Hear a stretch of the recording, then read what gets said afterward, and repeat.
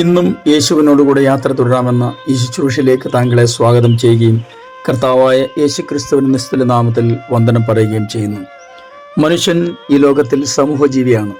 സമൂഹജീവി എന്ന് പറയുന്നതിൻ്റെ പ്രധാനപ്പെട്ട കാരണം ഒറ്റയ്ക്ക് ആർക്കും ജീവിക്കാൻ കഴിയില്ല. മറ്റൊരാളുടെ സഹായമില്ലാതെ, ഒരു വാക്കിൻ്റെയെങ്കിലും സഹായമില്ലാതെ ആർക്കാണ് ഇവിടെ ജീവിക്കാൻ കഴിയുന്നത്?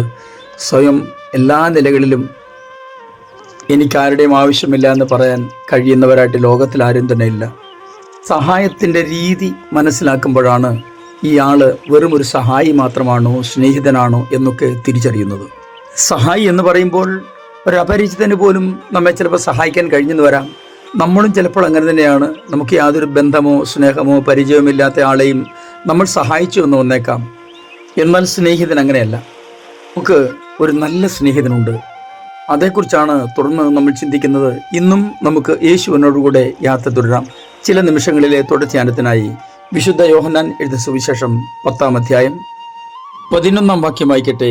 ഞാൻ നല്ല ഇടയൻ ആകുന്നു. നല്ല ഇടയൻ ആടുകൾക്ക് വേണ്ടി തൻ്റെ ജീവനെ കൊടുക്കുന്നു.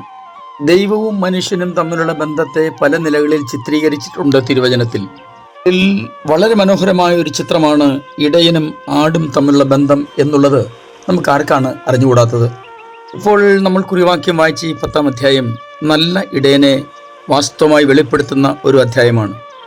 ഇടയൻ ആടിന് തീറ്റ കൊടുക്കും, അതിനെ സംരക്ഷിക്കും എന്നു മാത്രമല്ല, ഇടയൻ ആടുകൾക്ക് വേണ്ടി തൻ്റെ ജീവനെ പോലും കൊടുക്കുമെന്നാണ് എഴുതിയിരിക്കുന്നത്.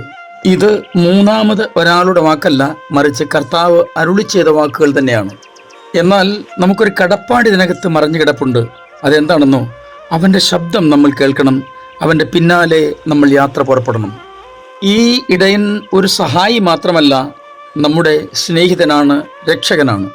ഞാൻ ആദ്യം സൂചിപ്പിച്ചുവല്ലോ, ഒരു പരിചയവുമില്ലെങ്കിലും ഒരാൾ ചിലപ്പോൾ മറ്റൊരാളെ സഹായിച്ചു എന്ന് വന്നേക്കാം. കടൽ തീരത്തുകൂടി ഓടിച്ച് കളിച്ചു കൊണ്ടിരുന്ന ഒരു ഞണ്ട് തൻ്റെ കാൽപ്പാടുകൾ മണലിൽ പതിയുന്നത് കണ്ട് കൗതുകത്തോടെ നോക്കിയിരുന്നു. തീരെ പ്രതീക്ഷിക്കാതെ ഒരു തിരമാല വന്ന് ആ കാൽപ്പാടുകൾ മുഴുവൻ മായച്ച് കടന്നു കളഞ്ഞു. ഞണ്ട് കടൽത്തിരയോട് ചോദിച്ചു, ഞാൻ നിന്നെ ആത്മാർത്ഥ സുഹൃത്തായിട്ടാണ് കരുതിയിരുന്നത്. എന്നിട്ട് നീ എന്തുകൊണ്ടാണ് ഇങ്ങനെ ചെയ്തത്? എൻ്റെ കാൽപ്പാടുകൾ മായച്ചു കളഞ്ഞത് ഞാനത് നോക്കി ആസ്വദിച്ചുകൊണ്ടിരിക്കുകയായിരുന്നല്ലോ. ഇര കൊടുത്ത മറുപടി ഇങ്ങനെയാണ്: ഒരു മീൻപിടുത്തക്കാരൻ നിന്റെ കാൽപ്പാടുകളെ പിന്തുടരുന്നുണ്ടായിരുന്നു, അതുകൊണ്ടാണ് ഞാൻ അവ മായച്ചു കളഞ്ഞത്. ഈ 42-ാം സങ്കീർത്തനക്കാരൻ ഇങ്ങനെയാണല്ലോ പാടുന്നത്. എൻ്റെ 3-ാം വാക്യം ഇങ്ങനെയാണ്: എൻ്റെ ആത്മാവ് എൻ്റെ ഉള്ളിൽ വിഷാദിച്ചിരിക്കുമ്പോൾ നീ എൻ്റെ പാതയെ അറിയുന്നു. ഞാൻ നടക്കുന്ന വഴിയിൽ അവർ എനിക്ക് ഒരു കണി ഒളിച്ചു വച്ചിരിക്കുന്നു. വാക്യങ്ങൾ ഇങ്ങനെയാണ്: വലത്തൊട്ട് നോക്കി കാണണമേ, എന്നെ അറിയുന്നവർ ആരുമില്ലല്ലോ. ശരണം എനിക്ക് പൊയ്പോയിരിക്കുന്നു. എൻ്റെ പ്രാണന് വേണ്ടി ആരും കരുതുന്നില്ല. നോക്കൂ സുഹൃത്തെ, എത്രയോ കണികൾ തമ്പുരാൻ നമ്മെ അത് മുന്നിൽ കണ്ട് വിടുവിച്ചു എന്നത് നമ്മളിൽ എത്ര പേർ തിരിച്ചറിയുന്നുണ്ട്? നമ്മൾ പോലും അറിയാത്ത അനേക ഇടപെടലുകൾ നമ്മുടെ വഴികളിൽ കർത്താവ് ചെയ്യുന്നുണ്ട്. വാസ്തവത്തിൽ ബന്ധങ്ങളുടെ ഊട്ടുവരെയാണ് ഇടപെടലുകൾ എന്ന് പറയുന്നത്.